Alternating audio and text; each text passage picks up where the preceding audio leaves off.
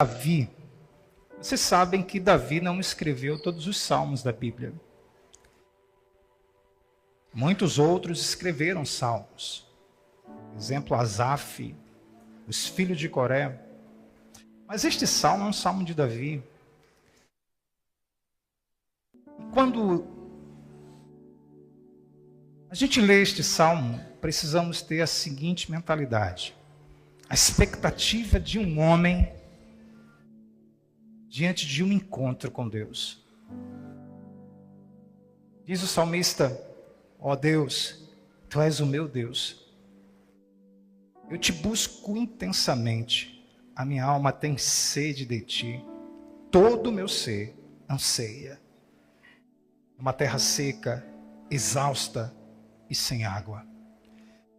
Destaca o versículo 2: quero contemplar-te.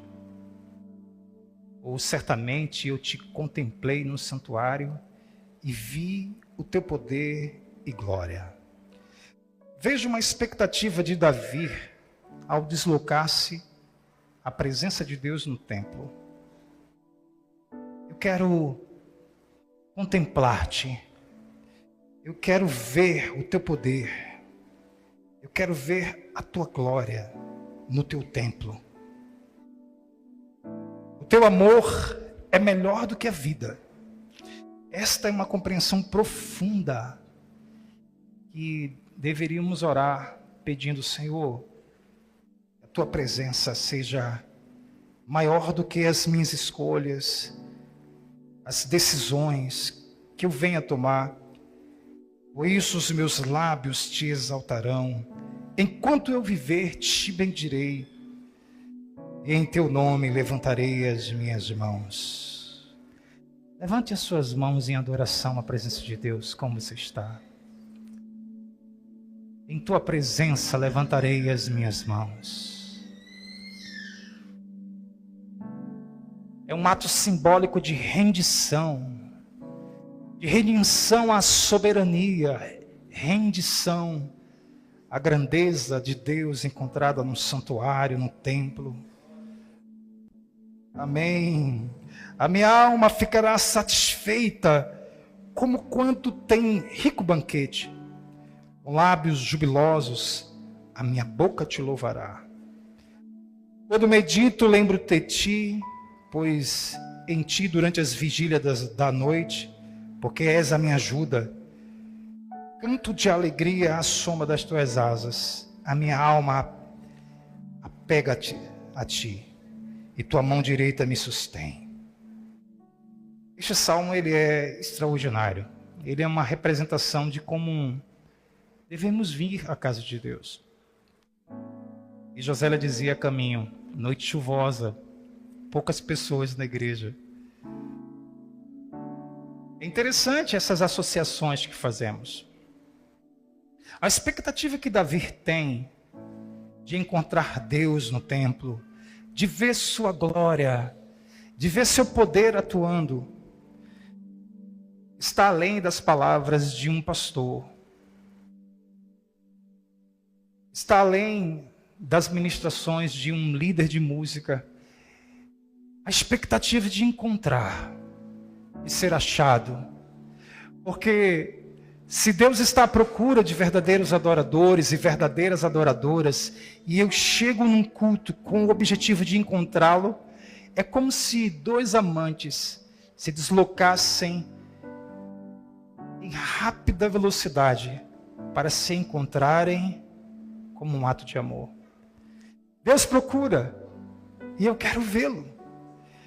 Deus está à procura de adoradores e eu venho com o coração disposto a vê-lo, a ser saciado por sua palavra e voz. Que extraordinário, que fantástico. Por isso, uma outra expressão de Davi é a seguinte: alegrei-me quando me disseram, vamos à casa do Senhor. É como se fosse necessário, a cada culto, a cada domingo, eu pensar sobre o salmista e dizer: Senhor, enche a minha alma de alegria, de satisfação, de gozo, em estar na sua casa, com os meus irmãos, para ouvir a sua palavra, ver o teu poder, a manifestação da sua glória. Era sobre isso que eu queria falar na noite desse domingo. Encorajar-nos à adoção de um hábito novo, diferente, naquilo que chamamos de Dia do Senhor. Eu falava com uma irmã que no Dia do Senhor eu descanso, eu estudo, eu oro, eu faço exercícios, eu como e venho para o culto. Antes de vir para estar com vocês, eu caminhei 45 minutos. Por quê?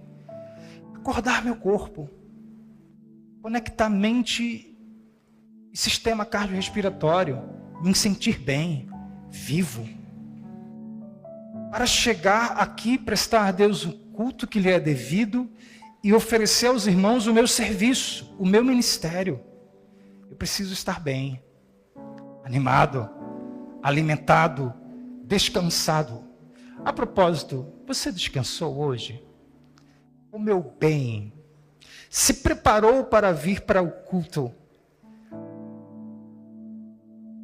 E por que é necessário preparar-se para vir para o culto? Descansar para vir para o culto? Alimentar-se para adorar?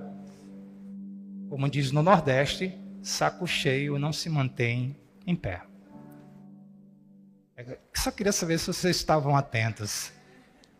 Mas o que quero falar com essas palavras iniciais? Vocês que me escutam aqui no presencial em casa, a partir de hoje, adotem um dia de adoração. É como que o domingo fosse o dia preparado para isso. Onde você acorda o dia inteiro de descanso, de repouso, de Bíblia, de oração, de jejum. Dorme, come, exercita-se e vem.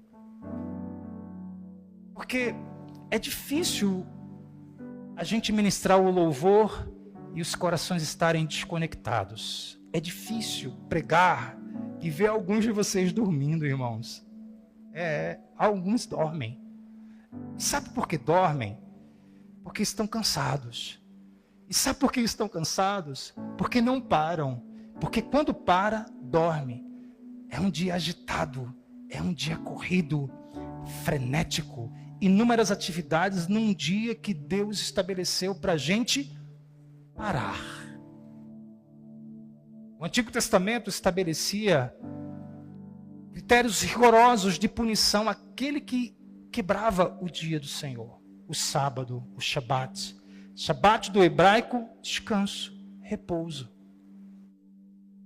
Nessas palavras introdutórias, eu quero encorajar você a repensar sobre o domingo. Como devemos chegar aqui?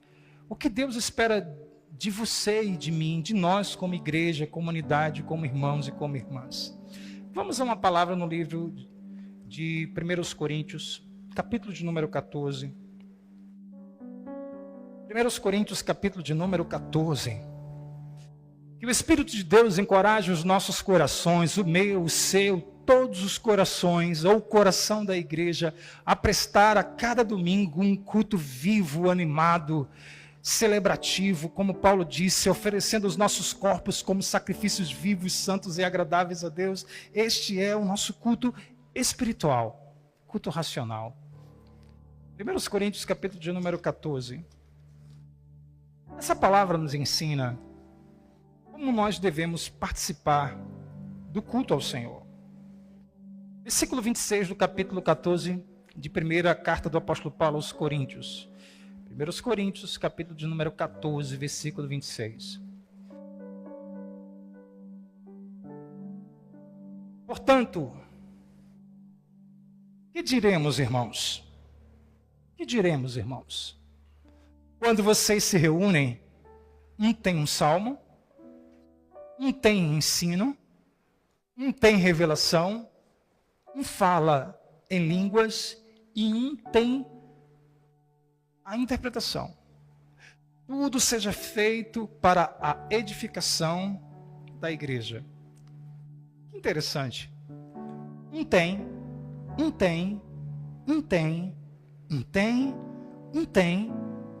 para a edificação da igreja. Quando vocês se reunirem, um tem o talento de tocar o teclado, outro tem o talento de usar a voz para cantar, outro tem a docência para ensinar as crianças, outro guarda os nossos carros na chuva, outros fazem com que o som seja compreensível, os técnicos, seja no vídeo, seja o pastor que prega e seja você que presta a Deus o culto. Qual é a expectativa do culto do Novo Testamento? É que cada um traz algo, cada um tem algo a dar, cada um tem algo a oferecer. O culto, a adoração é um conjunto, é a formação dos indivíduos que trazem algo e ofertam este algo. Então, a junção daquilo que eu tenho, daquilo que você tem, torna a adoração, o espaço de culto, um espaço de construção. Esta é a expressão bíblica de edificação, como que de um edifício.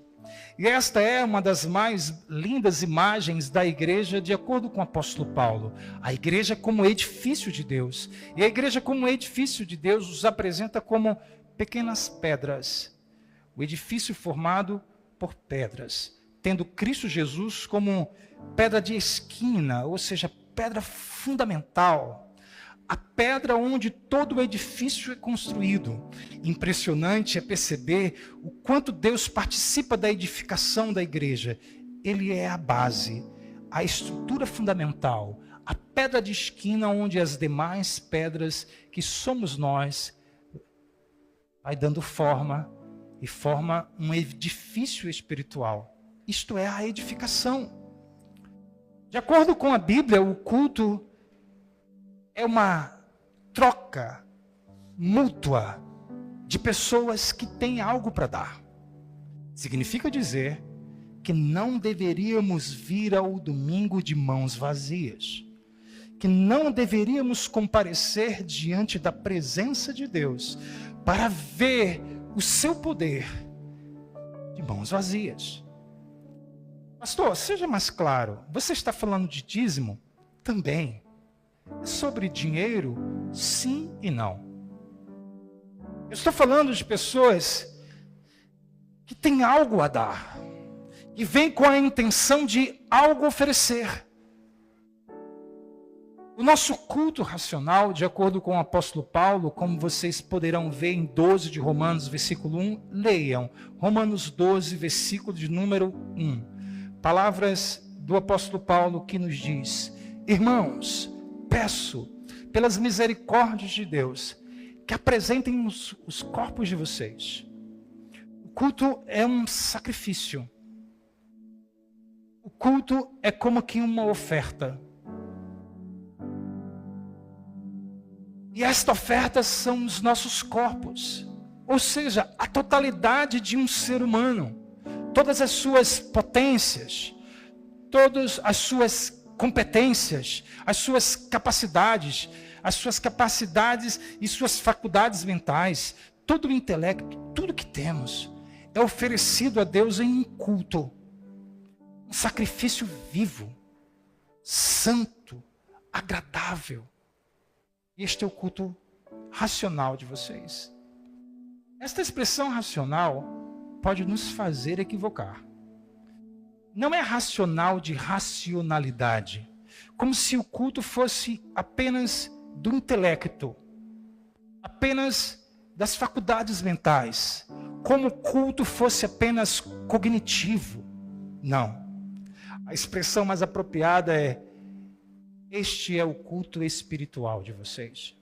Porque o culto envolve cognição e culto envolve emoção. Culto envolve cognição, emoção e sentimentos.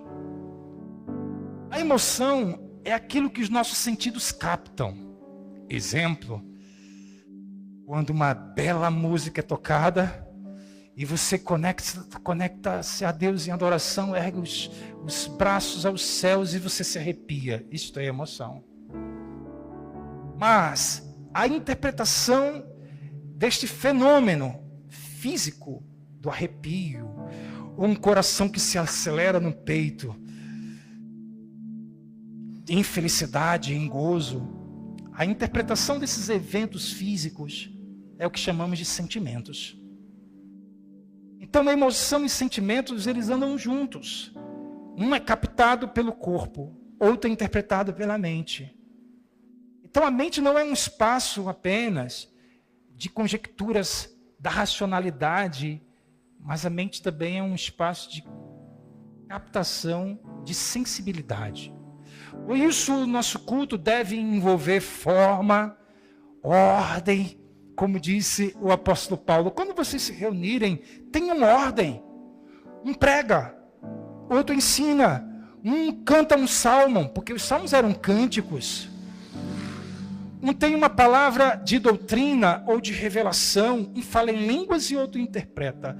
Faça-se tudo com ordem e decência. Mas culto também é emoção, é sentimento, lágrima, corações que se quebrantam, joelhos que se dobram, mãos que se levantam, irmãos que se abraçam, envolvendo a totalidade do nosso ser. Por isso Paulo disse, apresentem os corpos de vocês. Ou seja, apresente tudo que você tem, todo o seu coração, toda a sua alma, todo o seu intelecto, toda a sua força, nas palavras de Jesus, naquilo que chamamos de grande mandamento. Ofereçam-se. Agora lembrem-se, quando um cordeiro era imolado e sacrificado, ele era sacrificado em favor do outro. O sacerdote apresentava uma oferta. Esta oferta, por vezes, ela era queimada no altar. E subia um cheiro agradável à presença do Senhor. E era visto, percebido com o sentido dos olhos, a fumaça subindo à presença de Deus. E aquilo era entendido como que uma adoração. Agora, qual era o objetivo do sacrifício do cordeiro ou do animal? Para o outro, perdão de pecados de alguém. Quando nos apresentamos no templo como um sacrifício vivo, quando apresentamos no culto aquilo que é nossa parte, não tem um salmo, não tem uma doutrina, não tem. E quando nós ofertamos, chegamos na igreja com essa sensação, Deus, o que vai acontecer hoje aqui? Olha o que eu trouxe, Senhor, olha o que eu trouxe. E os presentes que damos para Deus é a semelhança de um presente que uma criança que não tem dinheiro compra um presente para o seu pai. Já viu isso? Você dá o dinheiro para o seu filho, ele compra um presente com o seu dinheiro e ele dá um presente para você com o dinheiro que é seu. E ele dá todo orgulhoso. Pai, olha o que eu comprei para você. Aí o pai recebe e diz, obrigado, filho, uma camisa do Náutico. A propósito, ontem, o Náutico logrou uma grande conquista, tendo acesso à Série B do Campeonato Brasileiro. E eu fiquei emocionado demais, é claro. Os meus sentimentos interpretaram essas emoções. Aí a Radassa pega o dinheiro que é meu e me dá um presente. E eu recebo e fico... filho, constrangido, né? A propósito, Radassa, dia 22 é meu aniversário desse mês, tá? E como você já tem mesada, você pode comprar um presente para mim com o seu dinheiro. Mas, na verdade, eu não estou falando das relações entre pais e filhos. Eu estou falando de uma relação de um Deus que tudo tem. A teologia diz que Deus ele é onipotente, ele é todo poderoso, tudo ele cria por sua palavra. Como nos descreve o livro de Gênesis. Disse Deus e era feito. Do que Deus precisa? Qual a carência de um Deus onipotente? Qual a carência de uma pessoa que tudo tem, tudo pode? O que se dá para alguém que é rico? O que se dá para alguém que de nada tem falta? E assim somos nós no culto. Chegamos com um presente para oferecer ao Pai que nos deu o presente, para que possamos devolver a Ele de volta. O que é que na verdade Deus busca? Essa retribuição, esse reconhecimento. Porque percebam que, de acordo com o salmo que lemos, Deus quer ser visto, e não apenas visto, Ele quer derramar seu poder no santuário, no templo. Ou seja, Deus tem prazer em ser encontrado. Deus tem satisfação em ser percebido por nossos sentidos, visto por nossos olhos. Deus tem prazer em manifestar a sua presença a ponto que o nosso corpo capta a sua presença no meio da congregação. Deus quer gerar em nós pensamentos, sentimentos que se direcionam para Ele. E é Ele que faz tudo isso, como diz o apóstolo Paulo. Por Ele e para Ele são todas as coisas. Nele reside o querer e o realizar. Ou seja, o querer de Deus é que todos nós, sem exceção, a cada domingo traga a nossa parte para o culto. E a nossa parte para o culto, mais do que um serviço a ser prestado, é um coração quebrantado. E o profeta disse: Deus habita com aquele que tem um coração quebrantado.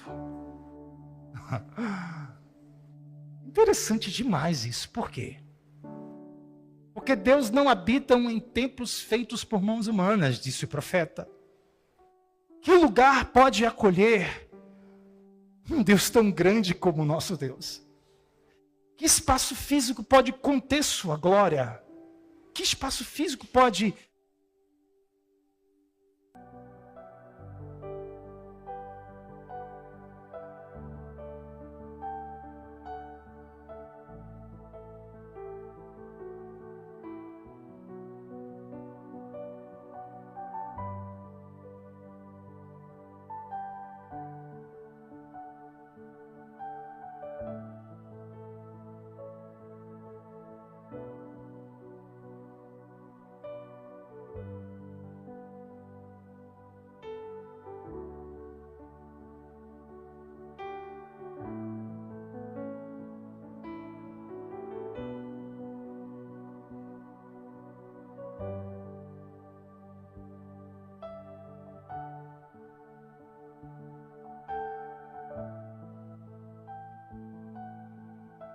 humilde de coração.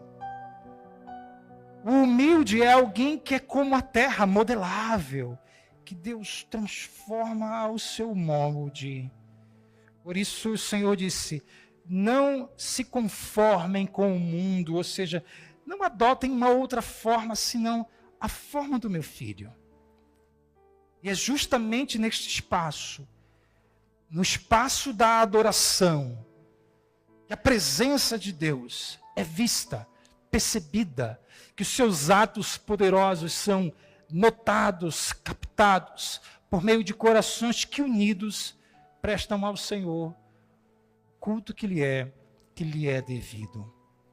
Isso deveria encorajar os nossos corações a ter sempre algo para oferecer. Isso deveria encorajar os nossos corações a ter como alvo do meu culto individual o outro. É como se a minha intenção a cada domingo fosse: Deus, como eu posso edificar alguém nesta noite? Como eu posso cooperar com a edificação que o Senhor vai fazer em nosso meio? Que construção será feita neste domingo? Eu quero fazer parte. Senhor, eu quero fazer parte. Por isso, encorajamos os irmãos a não encontrarem Deus apenas nesse espaço.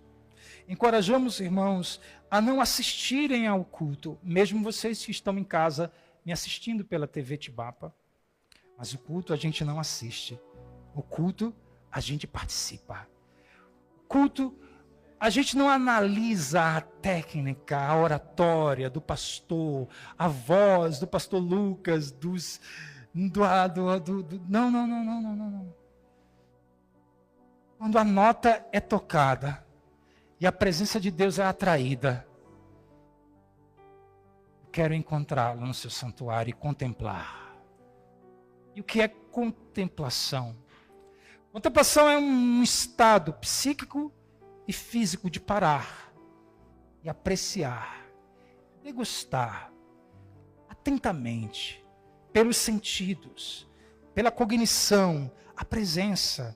É como alguém que para diante de uma bela natureza e fica como que pegando cada frame daquele espaço, que vê um pássaro voando, que percebe o verde de uma árvore diferente da outra, na frente de um mar, onde aprecia a brisa que bate no rosto, o som das águas, os pés em contato com a areia úmida e fofa, o calor do sol sobre a pele, a chuva que molha a terra seca e sobra aquele cheirinho, sabe, que de... Você gosta quando chove? Eu amo aquele cheiro. Contemplar é parar para perceber. Contemplar tem a ver com templar. Contemplar tem a ver com olhar para dentro. Para que olhando para dentro eu consigo perceber tudo o que acontece em meu entorno. E Davi disse, eu quero ir para o teu santuário para te contemplar, te ver. E para isso precisamos de atenção. E a nossa atenção ela é seletiva. A nossa atenção ela é atraída. Por isso, algo que é muito caro em nosso tempo é a sua atenção. As inteligências artificiais foram preparadas para captar a sua atenção. Ela percebe o que você mais olha nos Reels, que tipo de coisa você consulta, ou você acha que é em vão quando você pesquisa sobre roupa no Instagram, você ficar recebendo novas roupas. É como se a sua atenção fosse moeda de troca, algo muito caro e valioso. E justamente por isso, por uma atenção muito, muito usada, por um déficit de atenção, por um estímulo antecipado de hiperatenção, onde você precisa imprimir muito tempo na vida, nas coisas, no seu trabalho, nos seus negócios, nas contas a pagar, nas redes sociais, hiperestímulo, e quando isso acontece, cria-se um novo funcionamento na sua mente. E qual é a nova maneira da sua mente pensar? É a incapacidade ou o déficit de contemplar, de parar. É a dor do ócio. A dor sem nada a fazer, sem nada a estimular. De fato, a oração é esse espaço. A oração é um espaço de inanação, onde precisamos parar. Então, parte da nossa dificuldade com a oração, parte da nossa dificuldade com a pregação, parte das lutas que você enfrentou nestes minutos que eu estou aqui expondo versículos bíblicos é a dificuldade de contemplar, porque as nossas mentes foram invadidas. Novas redes neuronais foram criadas, carentes, viciadas em estímulo, em som, em velocidade, em cores, e não conseguimos ficar estáticos. Qual o interesse que tem nisso aqui? Preto e branco. Cadê a tela? Cadê o som? Cadê os brilhos? Cadê a velocidade dos frames? Não tem. Não tem. Por isso que vir ao templo é um exercício. Um exercício que parte do princípio que você precisa parar, sentar, ouvir, deslocar os seus sentidos para contemplar. E é justamente nesta contemplação que Deus nos encontra. Deus está à procura.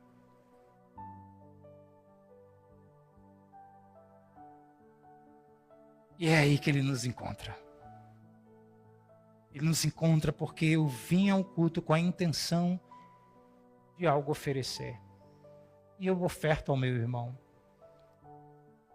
Você sabia que a sua presença muito nos encoraja? Você sabia? Você sabia? Quando 2 ou 3 concordam, quando 120 concorda, quando uma multidão unida em adoração concorda. Como é encorajador isso, irmãos. Como é bom olhar para o lado e ver você trazendo algo para o culto, que é nosso culto. Como é maravilhoso ver você se apresentando como uma oferta viva no culto do domingo. Como é bom perceber que você está aqui. Que incrível você estar aqui. Em um mundo que não conseguimos fixação. É como se fora desse espaço tivesse sempre algo mais importante, mais interessante, relevante, mais atraente que a presença dele. É como se precisássemos nessa noite aprender com Davi. Eu acho que a gente pode reler novamente o Salmo 63 e finalizar essa pregação. Eu acho que você está mais preparado para absorver essa leitura do Salmo 63. E creio que o Senhor encorajou o seu coração a vir mais pronto, mais animado, mais encorajada ao culto do próximo domingo. Ó Deus, Tu és o meu Deus. Eu te busco intensamente. Intensamente fala de intencionalidade.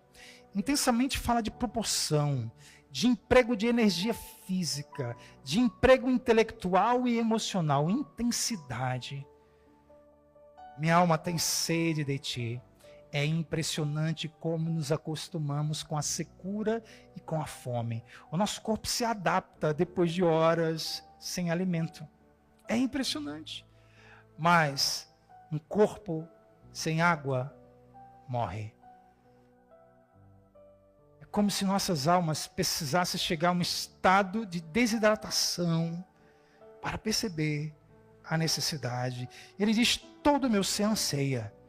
Todo o meu ser deseja. E aqui o salmista fala de desejo. E é justamente o desejo que nos move. É justamente o desejo que nos direciona a buscar coisas e a conquistar vitórias na vida. Um desejo. Desejo parte de objetivos, de propósitos. E o Davi diz: eu tenho um desejo.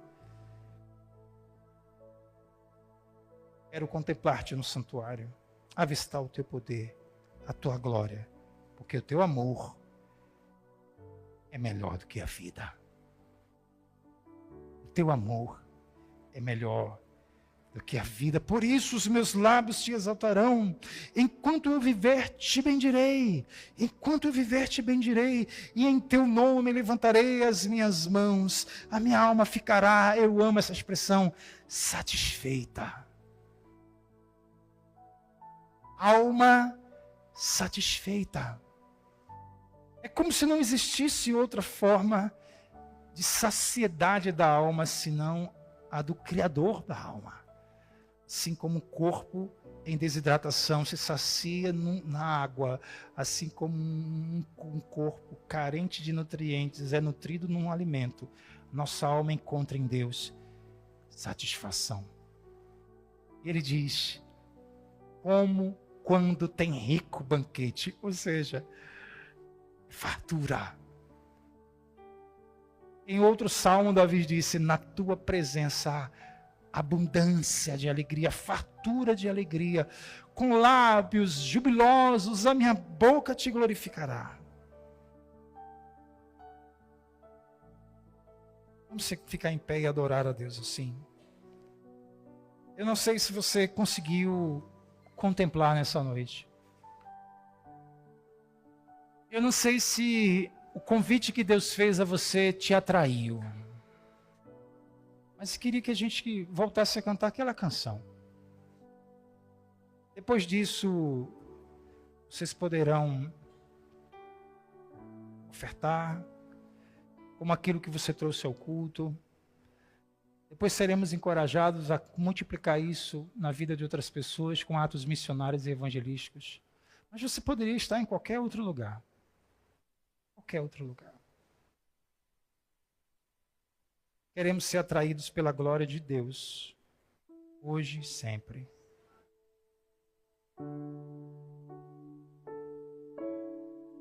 Atraídos por tua presença.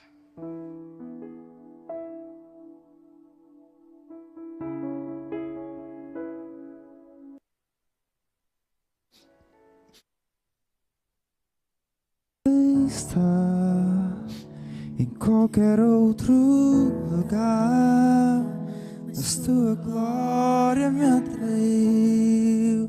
Tua presença me atraiu. Tentei me Esconder por medo de não viver, mas tua glória me atraiu. Tua presença me atraiu. que a sarça pegou fogo e não se consumiu. Minha voz que saiu dela um dia me atraiu, e o meu coração queimou até que descobriu que um dia com tua glória vale mais que mil. É que a sarça pegou fogo e não se consumiu. Minha voz que saiu dela um dia me atraiu, e meu coração queimou até que descobriu que um dia com tua glória, um dia com tua glória vale mais.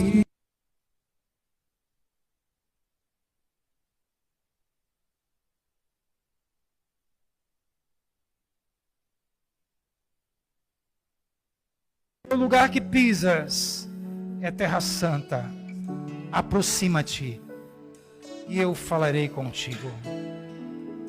Ó Deus, a experiência da sua presença, a experiência de um chamado. Em Jesus pedimos que o dia de hoje seja como um marco em nossas vidas e possamos nos deslocar ao santuário com a expectativa de corpos que se ofertam em sacrifícios vivos, santos e agradáveis ao Senhor.